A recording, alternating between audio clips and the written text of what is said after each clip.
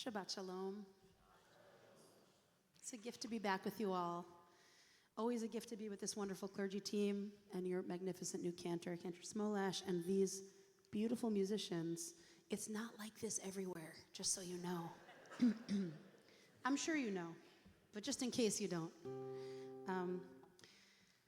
I wanted to just briefly, before we move to the concluding part of our service, I wanted to just talk for a moment. This Shabbat, just the Shabbat just before Purim, is known as Shabbat Zachor. Zachor means to remember. And it's kind of an interesting tension that's held in this Shabbat.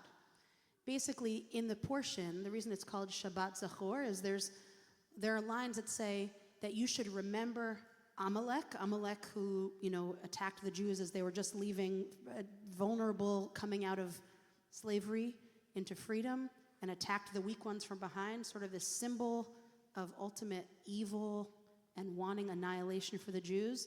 In this Torah portion, it says that you should always remember what Amalek did.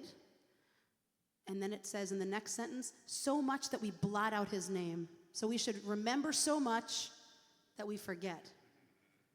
And we have kind of a similar dynamic, we know, in the holiday that's coming up very soon. Are we ready for something silly? I don't know what y'all do here for Purim, but very soon, Purim is the same thing, right?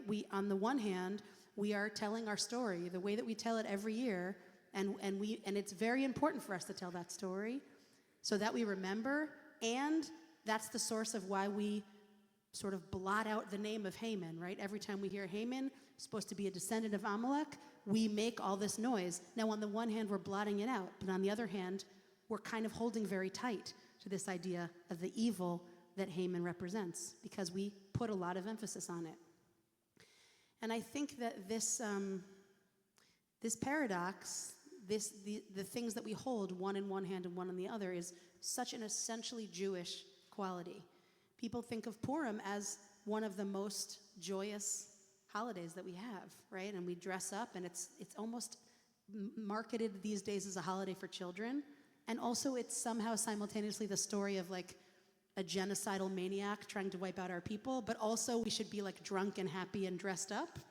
This is a Jewish holiday, right? In one hand, we hold the awareness of this evil, the importance of learning about it and teaching it to our children and telling the story over and over and over as we do as Jews. And also this imperative to not hold it so tight, the memory of that evil, that it stands in the way of our joy and what could potentially come ahead in the future.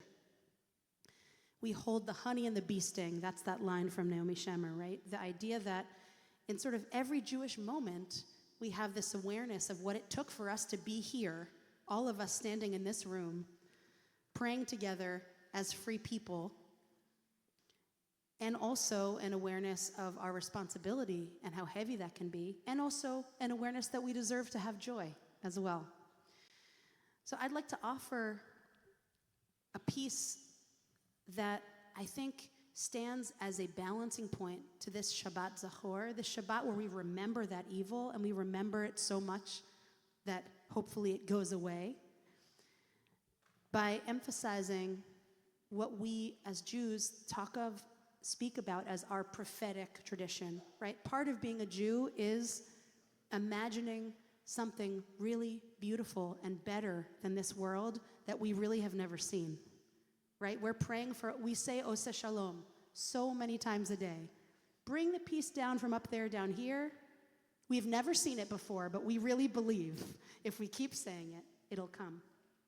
And there is something deeply, deeply alive in the Jewish soul that says, as much as this evil exists, as much as we remember Amalek, as much as we remember Haman, as much as we hold tightly to that part of our Jewish story, we also acknowledge, as a prophetic people, there is a better world that we're trying to build, a world that we can't yet see, and that we invest deeply in. The words of this setting, the Hebrew that you'll hear, are in my mind one of the verses from our tradition that really show us the way to that better future, the way to that prophetic place, that world that we don't yet see, the recipe Ve'ahavta l'reyecha kamocha, that we should love our neighbors as ourselves. This is not an easy time to love our neighbors. A lot of people in this room are picturing different neighbors that it's hard to love. And that's the point, right? It's not hard to think of someone who it's hard to love. We have a long list. And we're taught, actually, we wish blessings not just on us and our family and our people, of course. We actually are supposed to bless the people who don't bless us. I'm going to be honest with you. I'm not feeling that so much in this moment. This is aspirational, picturing the world we don't yet see. The way that we can transform, holding tightly to this evil, holding tightly to the Amalek and the Haman, and all of the modern day examples that we have arrayed before us in our country, in Israel, in Iran, across the world, is that we double and triple and quadruple down ve'ahavta l'reyecha kamocha, that we should love our neighbors as we love ourselves. We don't love our neighbors as they love us. Doesn't say that. That's super easy. We love our neighbors beyond that, in a prophetic way, beyond the world that we can see in front of us.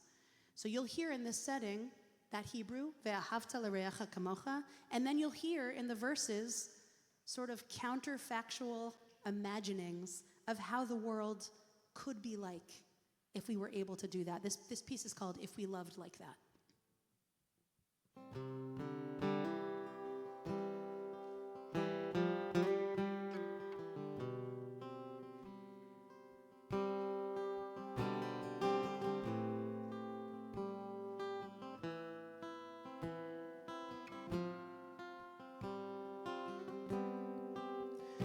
Ve'ahavta l'reyecha kamocha, l'reyecha kamocha,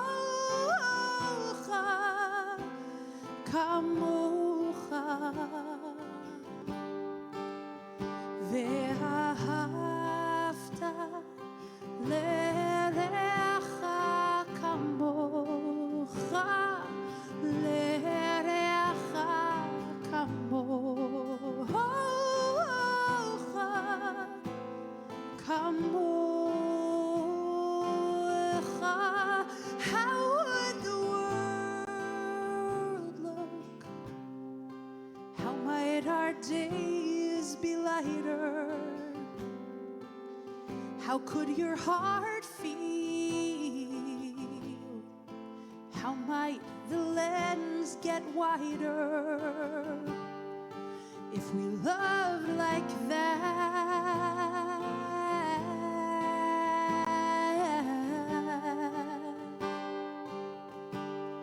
Really loved like that.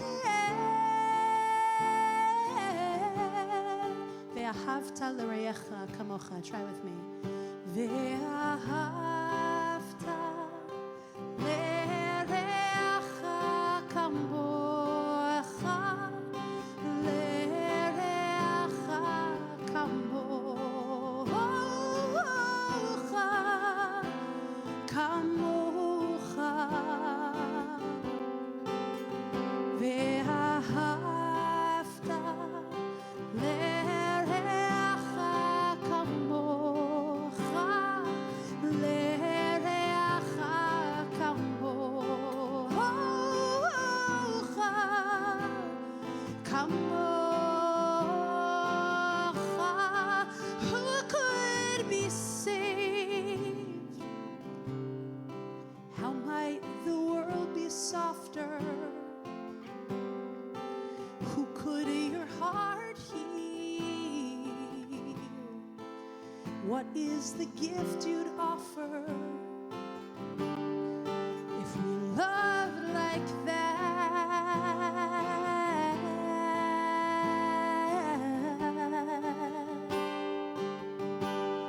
Really loved like that. Ve'ahavta l'reyecha kamocha. Ve'ahavta l'reyecha kamocha.